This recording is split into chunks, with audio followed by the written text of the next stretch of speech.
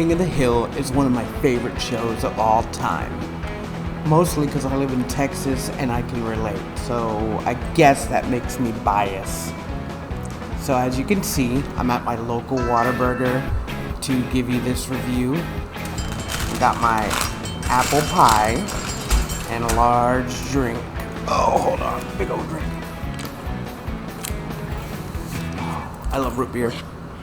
If you didn't know, Hank Hill's favorite burger, they have these at the advertisement around here, is a number 2. I'm guessing all the way, which is lettuce, tomato, pickle, onions, and mustard. I don't get my burger that way. But we're not here to review Whataburger, even though it is one of my favorite restaurants, mostly because it's the only restaurant here in my little town. I live in a rural town in Texas, which is why I'm biased to King of the Hill. So today we're talking about Season 14 of King of the Hill.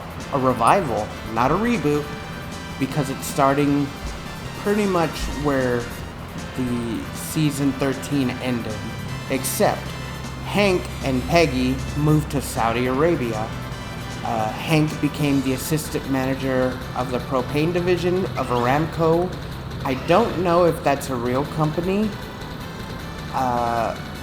And he worked in Saudi Arabia for 9 years. Then he retired, and then he decided to move back to Ireland, back to his old house.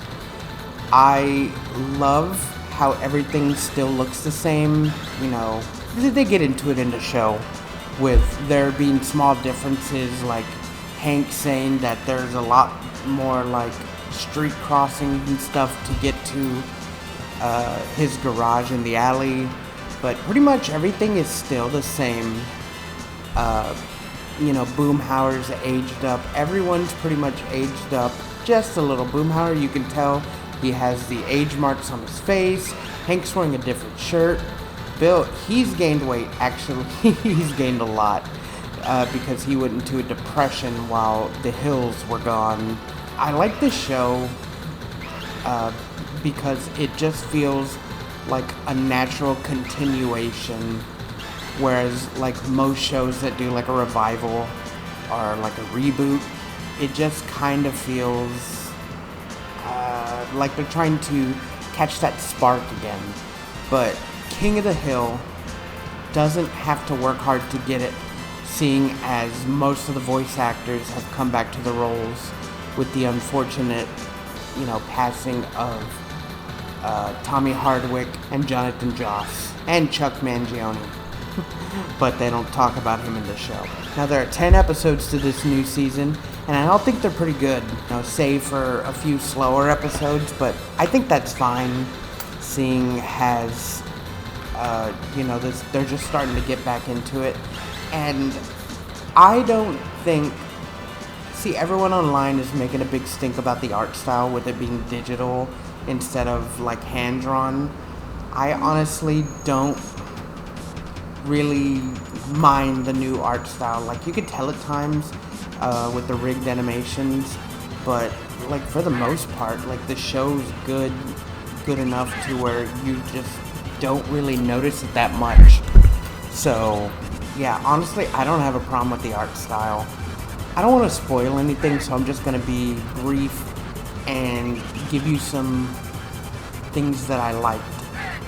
Like Bobby. Bobby was my not my new favorite, but like one of my favorites to this show. Because he is now an adult, and he runs a restaurant called Robota-chan. And I think him being a restaurateur while being in partners with Ted Wasana-san from the original show is great. As Bobby, he no longer wants to be a comedian or like a prop comic. It makes sense that he would run a restaurant. I think all the episodes with Bobby in it are really great because you get to see Bobby doing his own thing. He lives in Dallas now. He no longer lives in Ireland. He lives with Joseph in an apartment. He didn't go to college. He just started doing the restaurant. And I think it's so great to see Joseph and Bobby. Of course, they would be roommates living together. And just see him going through what being an adult is like. And seeing him now all grown up to that awkward kid that we used to see back in the day. It's so good. Also, he isn't as tech savvy because he did spend time in Saudi Arabia but came home earlier. So it's also funny to see him like having trouble texting people or like talking with people, seeing as he spends most of his time at the restaurant like working. He's dedicated to his job, so he very much takes after Hank in that regard, so that's good. He also meets Connie again, but Connie is dating Chain Wasana-san. And, you know, of course Bobby is upset by that. But, I mean, it's not a big deal because they end up together at the end of the show. But not before we meet, you know, some new characters like Willow or Emilio. Emilio being Bobby's, like, sous chef in the kitchen. And he's great. I love him. Willow is actually pretty cool, too. I liked Willow more than a couple of my friends. I thought she was cool because I thought she was going to be one note when we first met her. But she ended up being a little bit more. But I'm not going to get too into it. I'm not going to spoil it because she has like some really funny scenes in the episode or two after we meet her. And she pegs Connie like down. If you haven't seen it online, I'm not going to spoil it here. You know, overall, I love seeing these characters interact with each other. Joseph being just like Dale with, you know, how he schemes to take out the competition in the episode when Bobby and Hank are going against each other in a beer making contest, or Joseph just being his natural like goofy self. He's when he talks to Bobby, everything is just really fun and natural, and I like to see it. Overall, I think this revival is like a 10 out of 10. It stuck its landing, and I can only hope to see what's in for the future. Like, I want at least 5 more seasons of this new King of the Hill. Because it's like a comfort show, right? You know? So, when the show first premiered, the day that it premiered, the night that it premiered actually, like it was like 11 at night, I think I saw half the season. I saw 5 episodes and then I forced myself to go to sleep. And then when I woke up the next day, I saw the other 5. And I was like really upset that it finished because I wanted to watch more, that I ended up rewatching the whole show,